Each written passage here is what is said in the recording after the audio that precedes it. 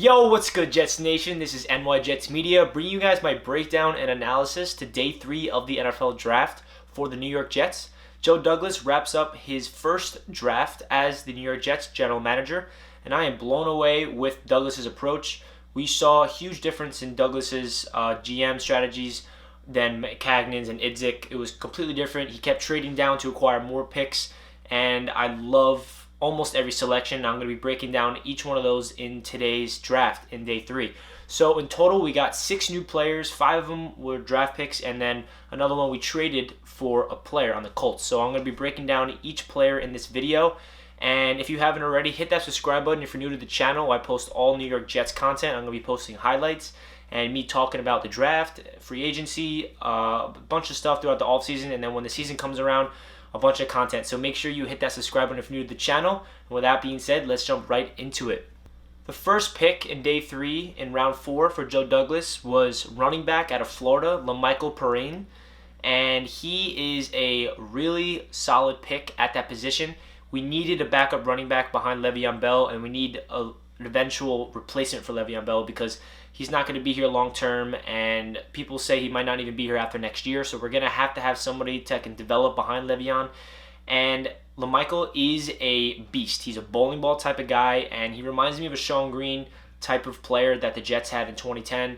And that era, he's a bowling ball, he's a beast, and he's a good pass blocker, good pass catcher, and he's versatile. I feel like he's going to be a perfect fit in Adam Gase's scheme, and having Le'Veon as that versatile back that's elusive and all that type of stuff with Perine behind him, I feel like that's a good 1-2 punch. We're lacking running back depth, and we definitely needed a running back. I would say I'm a little disappointed because my personal favorite running back in this draft was Anthony McFarland, and he got drafted to Pittsburgh, so I really wanted him, but it's all good. We got Perine from Florida, and yeah, I really like the pick. It is solid, and we definitely needed a running back, so I really like this pick from Joe Douglas, and hopefully it can pan out, and he can be our future running back 1. If not, he can be our future running back 2 for years to come. Moving on to the next pick in the 4th round by Joe Douglas, the Jets selected quarterback James Morgan out of FIU. This might have been a huge shock to all Jets fans, including myself. I really don't think we needed a quarterback this early, but I did think we needed to draft a quarterback in this draft because we cannot have David Foles be our backup behind Sam Darnold. We were absolutely atrocious last season when Sam Darnold was not on the field. So Douglas saw that, and he understands the quality and the importance of having depth at the quarterback position. I'm hoping that this guy never sees the field because that means Sam Darnold's healthy and he's playing well.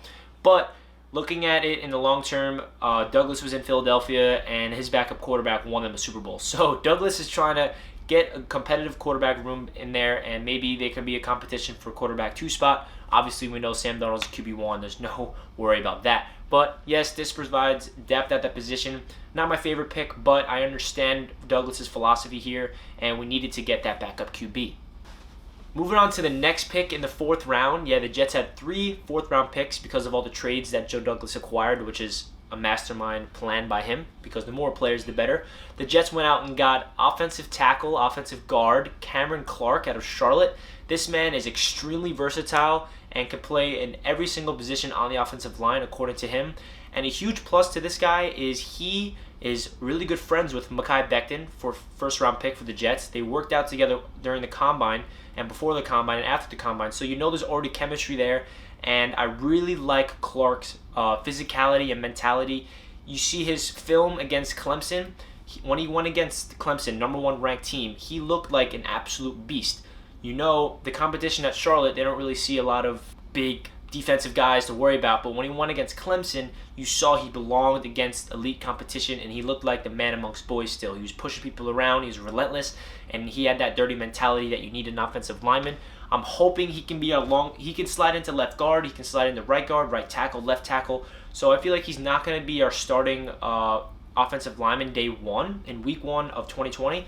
But down the road, he's going to be developing behind Mekhi Becton, behind George Fant. So I feel like if there's any injuries, he can come in at any position. And this is a perfect example of a Joe Douglas selection because he is so versatile, and Joe Douglas loves versatility where he can play him all over the offensive line. So this draft pick I really love because you see Joe Douglas's vision for this offensive line. We signed a total of 4 or 5 offensive linemen in free agency, And now we drafted 2 tackles in the draft. You already know Joe Douglas has a vision for this offensive line, and it's coming together perfectly. I was so curious to see Joe Douglas's approach before the offseason and what he's going to do with this offensive line. It is totally revamped. It is completely better from last year. And I'm not saying this is a top 10, top 5 offensive line in the league. It's not. But last year, the Jets were the worst offensive line in the league. 32nd, no doubt about it. So many injuries.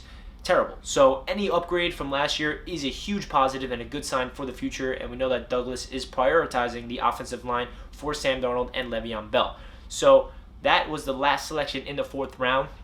Moving on to our 5th round selection, which is my favorite of the draft for sure, in day 3, of course. We drafted Bryce Hall out of Virginia.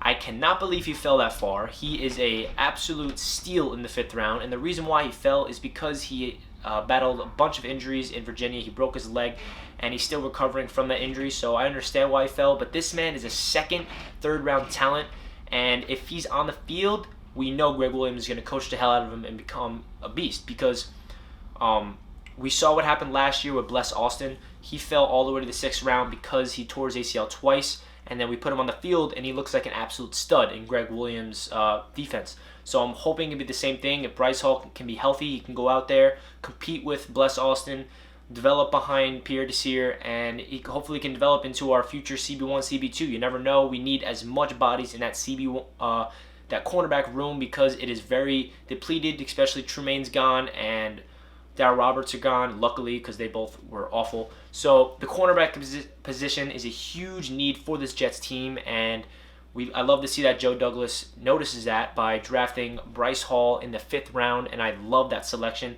And I still can't believe he fell all the way there, and he definitely is worth the selection in the 5th round. Hopefully he can develop into a beast. In the next selection, in the 6th round, the Jets selected Braden Mann out of Texas A&M, punter. Yes, the Jets drafted their new punter. Say goodbye to Lachlan Edwards. And I know a bunch of Jets fans are like, why the hell do we need a punter? We have so many holes on this team. We should not be drafting this guy. No.